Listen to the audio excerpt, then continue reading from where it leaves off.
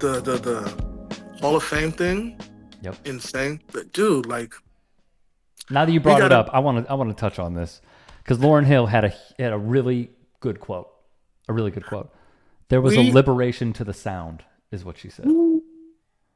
That stuck out to me. Wow. Wow. Yeah. Yeah. Um. The fact that we got inducted with Kool and the Gang is insane because we sampled their records.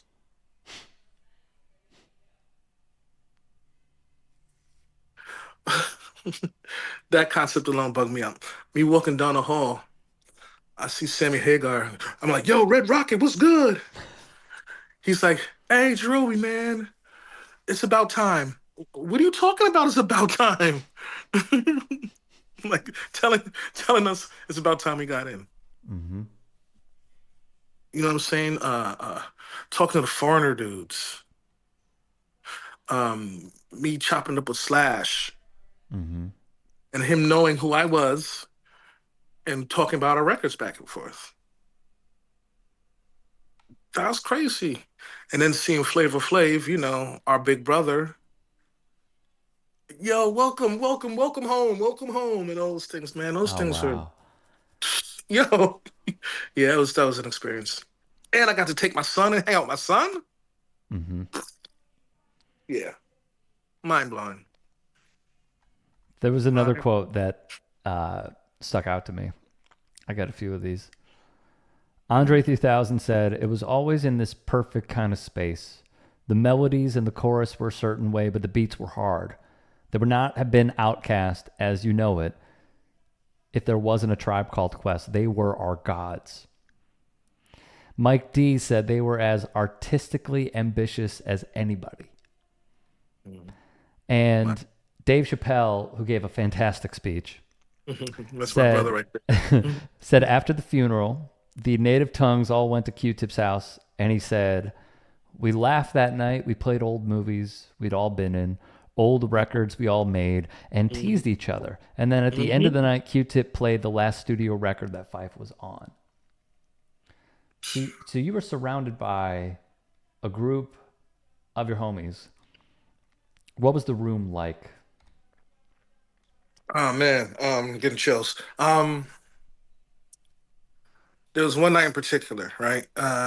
It was me, Rock, and Chappelle, and Tip, and he was like, "Yo, some people are coming over," so I made some food, right?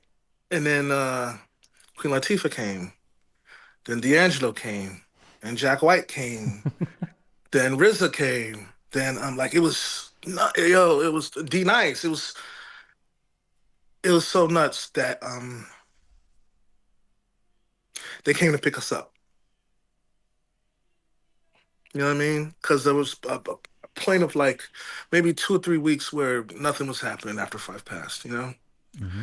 And during that process, we go into the studio, we'd finish up, and Chappelle would come pick me up, and then we would go do his 4 hours of comedy that that he's trying to get back on, get back on track on. Mm-hmm.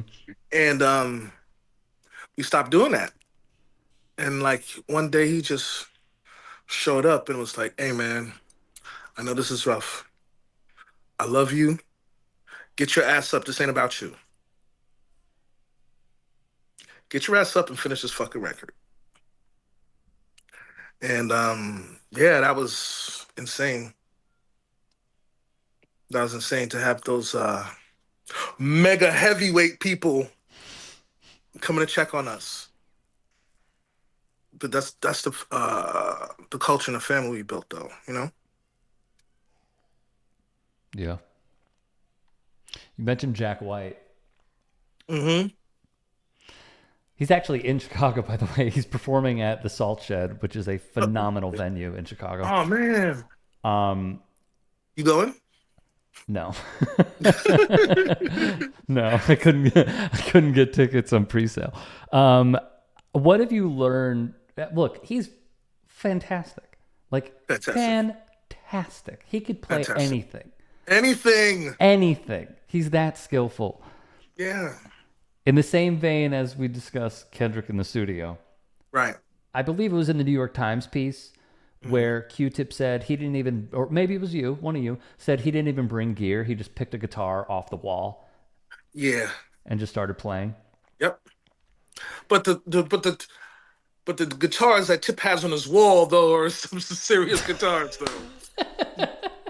He's got like a Les Paul 60 something. Like he's got all kinds of just ridiculously beautiful instruments. What makes Jack White so good?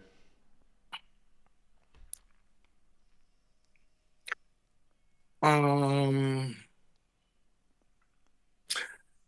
he's one of those people that aren't bigger than their talent.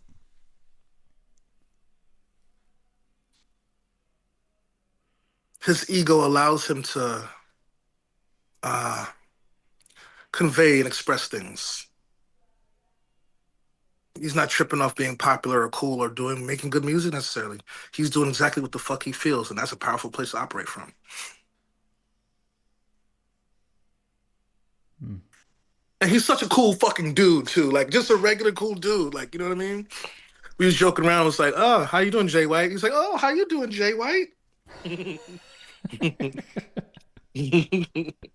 So he's quick, Yeah, he's quick. Yeah, he's quick, quick. Yeah, funny guy, smart guy. but no one would Mhm. know it. That's yes, yes. He's hilarious, nice. Like you know what I'm saying. He's like a really warm guy. You know? One thing that he advocated for on Channel 4 News was one person, one vote, which I loved. Yeah, Loved. yeah, yeah.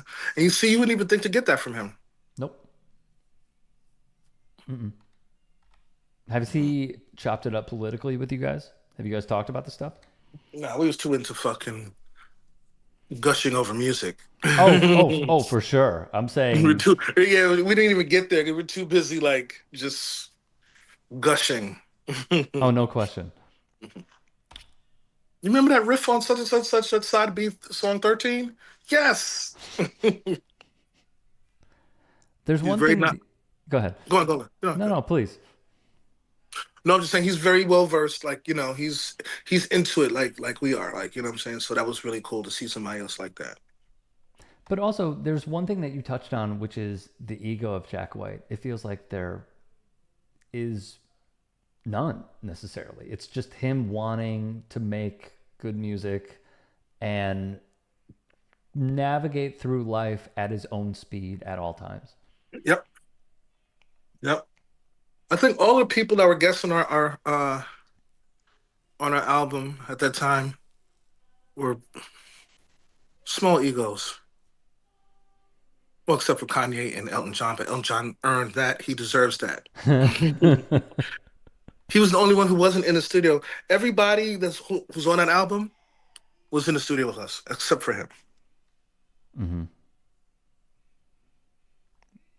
I mean, So this I was have to follow up journalistically. What was the ego with Kanye?